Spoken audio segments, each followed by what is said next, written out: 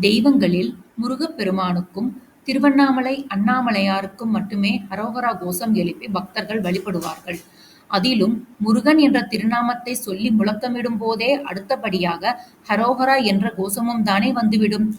திருப்பதி பெருமாளுக்கு கோவிந்தா கோஷமிடுவதைப் போல முருகனுக்கு மட்டும் அரோகரா கோஷம் எதற்காக எழுப்பப்படுகிறது என்பதை வாங்க தெரிஞ்சுக்கலாம்.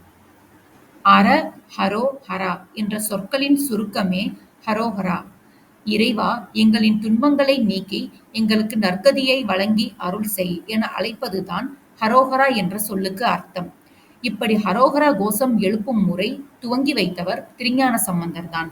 ஆரம்பத்தில் சைவர்கள் மட்டும் சொல்லி வந்த இந்த முழக்கம் காலப்போக்கில் குறைந்து போனது. பிறகு கௌமாரம் எனப்படும் முருகனை முதன்மை தெய்வமாக கொண்டவர்கள் இந்த முழக்கத்தை கடைபிடிக்க துவங்கினர். ஒருமுறை திருஞான சம்பந்தர் பல்லக்கில் பயணம் செய்தபோது அந்த பல்லக்கை சுமந்து சென்றவர்கள் களைப்பு தெரியாமல் இருப்பதற்காக ஏலேலோ ஏலேலோ என்று பாடி சென்றனர்.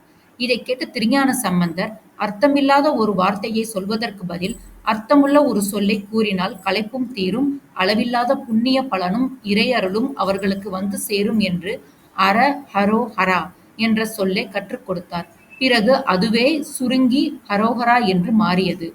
ஹரோஹரா என்ற சொல்லுக்கு மற்றொரு பொருளும் சொல்லப்படுகிறது.